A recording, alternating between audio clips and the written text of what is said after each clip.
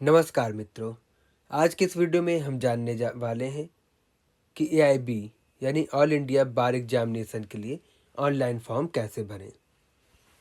तो यह सब जानने के लिए वीडियो को शुरू से लेकर आखिरी तक अवश्य देखें। इस वीडियो में हम बात यह भी करेंगे कि सीओपी नंबर कैसे प्राप्त करें। तो चलिए वीडियो को शुरू करते हैं। ऑल इंडिया बार परीक्षा फॉर्म में लगने वाले दस्तावेज कौन से हैं यह जानना जरूरी है, क्योंकि फॉर्म भरते समय हमारा समय बचे और कोई गलती हमसे ना हो। तो सबसे पहले आपको इन सभी दस्तावेजों को तैयार कर लेना है, जैसे कि फ़ोटो, हस्ताक्षर, अधिवक्ता पंजीकरण प्रमाण पत्र, पहचान प्रमाण पत्र। यहाँ पे आप आधार कार्ड का इस्तेमाल करेंगे। इन सभी को स्कैन कर कंप्यूटर पर सेव कर लें।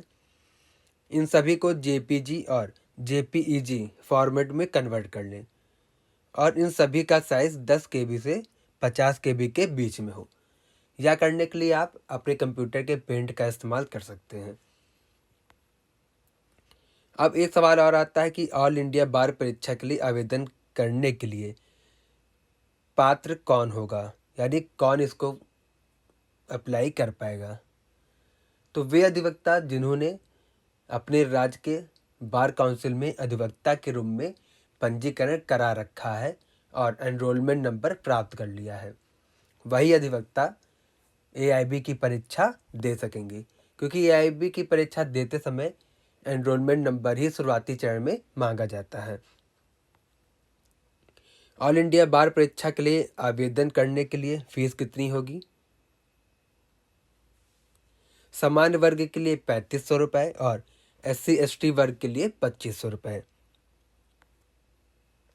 तो चलिए, एक सवाल और उठता है मन में कि ऑल इंडिया बार परीक्षा कब आयोजित होती है। तो यह साल में 2 बार आयोजित होती है और बार काउंसिल द्वारा जब भी ये आयोजित की जाती है तो इनकी अधिकृत वेबसाइट पर इसकी नोटिफिकेशन भी आ जाती है और आप स्वयं जाकर वहाँ से चेक कर सकते हैं। तो अब सबसे मुख्य बात पे आते हैं कि एआईबी के लिए ऑनलाइन अप्लाई कैसे करें। तो उसके लिए सबसे पहले आपको एआईबी की अधिकृत वेबसाइट पर आना होगा। वहाँ पर आने के बाद जो उस समय पेपर चल रहे होंगे, यानी पेपर के रजिस्ट्रेशन शुरुआती होगी, वो आपको नोटिफिकेशन में सामने दिखाई देगा। आप वहाँ पे रजिस्ट्रेशन पे क्लिक करेंगे। रजिस्ट्रेशन पे क्लिक करते ही आपके सामने कुछ ऐसा पेज खुल के आएगा जहाँ पे रजिस्ट्रेशन संबंधित जानकारी मांगी जाएगी। आपको यह जानकारी अपने एनरोलमेंट नंबर से भरना है, उस एनरोलमेंट नंबर से वो जो आपको पंजीकरण के समय मिला था अपनी बार काउंसिल से। तो यहाँ आप अपने आईडी कार्ड से देख के सबसे पहले आप अपना स्टेट चुनेंगे, आईडी कार्ड से देख के नंबर डालेंगे, एनरोलमेंट ईयर में वह ईयर लिखेंगे जो आपकी आईडी में लिखा है, यानी पंजीकरण का साल। यह सब होने के बाद आप ये जो बॉक्स दिख रहा है सर्कल वाला, इस पर टिक करेंगे और टिक करने के बाद एक्सेप्ट पर क्लिक कर देंगे। जहां आप एक्सेप्ट पर क्लिक करते हैं तो आपके सामने एक नया पेज खुल के आएगा कुछ ऐसा, जहां पे ऑल इंडिया बार एग्जामिनेशन संबंधित रजिस्ट्रेशन से संबंधित विवरण मांगा जा रहा है, जैसे कि नेम ऑफ द कैंडिडेट। यहाँ पे आपको अपना नाम भरना होगा, जेंडर मेल फीमेल या ट्रांसजेंडर जो आपके ऊपर अप्लाई होता हो, फादर और हस्बैंड नेम यहाँ पे आप लिखेंगे, डेट ऑफ बर्थ आप अपने date of birth high school प्रमाण पत्र के अनुसार और बार काउंसिल में पंजीकरण के समय जो डेट ऑफ बर्थ आपने लिखी थी आप वही लिखेंगे। यहाँ पे permanent house address, house number, street, landmark, city, pin code, state जैसा इसमें मांगा जा रहा है वैसा वैसा आप दर्ज करते जाएंगे। बाय चांस मान लीजिए कि गांव वाले जो हैं, अब उनका एड्रेस गांव का है, तो गांव के एड्रेस में स्ट्रीट जैसे नहीं है या लैंडमार्क नहीं है तो वह जगह आप खाली छोड़ देंगे। यह सब दर्ज करने के बाद फिर पूछा जा रहा है करस्पॉन्डेंस एड्रेस के लिए। अगर परमानेंट एड्रेस और करस्पॉन्डेंस एड्रेस सेम है तो बॉक्स पे टिक कर देंगे, अन्यथा जो करेस्पॉन्डेंस एड्रेस है यानी अस्थायी पता, उसको आप यहाँ पे लिख देंगे जैसा मांगा जा रहा है। अब यह सब करने के बाद ईमेल एड्रेस आप अपना डालेंगे और मोबाइल नंबर। यहाँ ईमेल एड्रेस अपना, मोबाइल नंबर अपना ही आपको डालना होगा, क्योंकि पंजीकरण के सफलतापूर्वक हो जाने पर आपको ईमेल और मोबाइल नंबर पर मैसेज के माध्यम से सूचित किया जाएगा, यानी तुरंत ही आपके पास एक मैसेज आएगा। इसमें आपको यूज़र आईडी और पासवर्ड ओटीपी दी रही होगी। यह करने के बाद अब आपको एजुकेशन एंड एनरोलमेंट डिटेल भरनी होगी, जैसे कि नेम ऑफ द कॉलेज, यानी किस कॉलेज से आपने एलएलबी पास किया है। फिर course duration of LLB 3 year 5 year. 3 year वे भरेंगे जिन्होंने 12th के बाद ग्रेजुएशन किया और ग्रेजुएशन के बाद एलएलबी कर रहे हैं, और 5 ईयर वे भरेंगे जिन्होंने डायरेक्ट 12th के बाद ही एलएलबी ऑनर्स के लिए अप्लाई किया था। अब यहाँ पे ईयर ऑफ एडमिशन, किस साल आपने एलएलबी में प्रवेश लिया था। ईयर ऑफ पास आउट, यानी किस साल आप एलएलबी पास करके कॉलेज से बाहर आए। यह सब करने बाद मास्टर डिग्री है या कोई अन्य क्वालिफिकेशन तो वो लिख देंगे यहाँ पे आप। फिर एनरोलमेंट नंबर मांगा जा रहा है, आप अपने आईडी कार्ड देख के उसके अनुसार दी गई जानकारी यहाँ पे लिखेंगे। यह सब दर्ज करने बाद एक बार फॉर्म आप फिर से देख लें, जो चीज़ें भरी गई हैं आपके द्वारा क्या वह सही भरी गई हैं, यानी नाम पे कोई स्पेलिंग मिस्टेक तो नहीं है, यह सब चेक कर लीजिएगा। उसके बाद आप नेक्स्ट पे क्लिक करेंगे। नेक्स्ट पे क्लिक करने बाद आपके सामने अब आता है candidate type and disability information. यहाँ कैंडिडेट टाइप दो प्रकार का दिया गया, एक फ्रेश और रिपीट। फ्रेश पे वो टिक करेंगे जो पहली बार परीक्षा देने जा रहे हैं, और रिपीट पे वो क्लिक करेंगे जिन्होंने एक बार परीक्षा दी तो थी लेकिन परीक्षा पास नहीं कर पाए। कैटेगरी आप अपने हिसाब से चुनेंगे।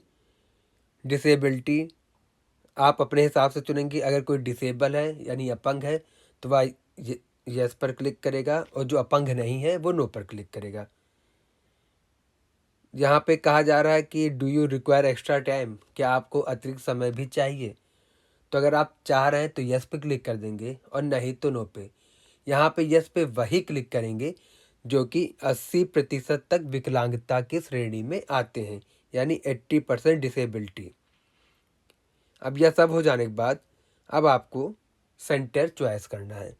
यहाँ सेंटर के लिए 3 प्रेफरेंस दे सकते हैं, यानी 3 स्टेट के लिए 3 सेंटर आप चुनेंगे अपनी दूरी के हिसाब से, अपनी सुविधा के हिसाब से और अन्य कारणों से जो आपको सही लगे। फिर पेपर की लैंग्वेज आप चॉइस करेंगे, हिंदी या इंग्लिश में। अब यह सब कर देने के बाद अब बारी आती है फ़ोटो, सिग्नेचर और आईडी कार्ड अपलोड करने की। जैसा कि मैंने शुरुआत में बताया था कि इन सबको स्कैन करके इनका फॉर्मेट और इनका साइज आप पहले सेव कर लेंगे, ताकि फॉर्म भरते समय आपका बचे। तो जो आपने पहले स्कैन कर लिया है या स्कैन करने जा रहे हैं या करेंगे, उन सभी दस्तावेज़ों को एक एक करके यहाँ पे सुनिश्चित करके अपलोड करेंगे। अपलोड करने के बाद पे एक्नॉलेज पे क्लिक करेंगे।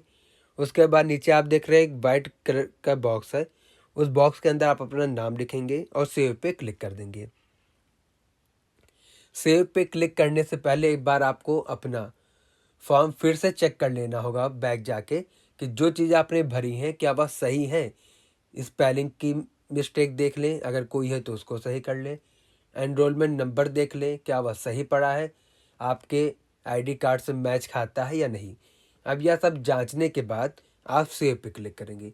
जैसे ही आप सेव पे क्लिक करते हैं, आपके स्क्रीन पे एक ऐसा मैसेज पॉप आउट होगा जिसमें लिखा होगा कि आपका फॉर्म सफलतापूर्वक जमा हो गया है, और 24 घंटे के भीतर आपको पेमेंट करना होगा, तभी आपका एप्लीकेशन पूरी मानी जाएगी।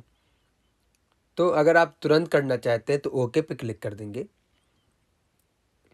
जैसे ही आप ओके पर क्लिक करते हैं, स्वतः आप लॉगिन के पेज पे आ जाएंगे। अब यहाँ पे ये रजिस्ट्रेशन आईडी मांग रहा है, पासवर्ड OTP। तो यहाँ पर आपको पहली बार में जो आपने ईमेल एड्रेस और फ़ोन नंबर शुरुआत में डाला था, उसी फ़ोन नंबर पे ये रजिस्ट्रेशन ID, पासवर्ड, OTP आएगी। उसको देख के आप लॉगिन करेंगे। यहाँ पे लॉगिन करने के बाद आपके सामने रजिस्ट्रेशन डिटेल आ जाएगी, जैसे कि date of registration, registration number, name of candidate, father husband name, date of birth, gender, category, enrolment number, address, email, mobile number जो आपने अपना डाला था, कैंडिडेट टाइप फ्रेश या रिपीट, एग्ज़ाम सेंटर चॉइस 1 2 3 जो आपने चुने हैं, डिसेबिलिटी यस और no, need extra time yes और no, question paper language English या हिंदी। अब यह सब आपके सामने आ जाएगा। इसी के ठीक नीचे आपको कुछ ऐसा दिखाई देगा कि ऑनलाइन पेमेंट के लिए यह सुविधा अब ऑनलाइन पेमेंट हो गई है। पहले चालान की थी, लेकिन अब आप ऑनलाइन भी कर सकते हैं। इस पे आप पे नाउ पे क्लिक करेंगे। पे नाउ पे क्लिक करते ही आप उस बैंक की वेबसाइट पे स्वतः चले जाएंगे जिसके माध्यम से ऑनलाइन पेमेंट की जानी है। आप पेमेंट के लिए सारी प्रक्रिया कर देंगे। क्योंकि यह पेमेंट की प्रक्रिया संवेदनशील होती है, इसलिए मैंने यहाँ पे आपको करके नहीं बताया है। अगर आप चाहते हैं कि बाद में पे करना, तो आप बाद में भी पे कर सकते हैं।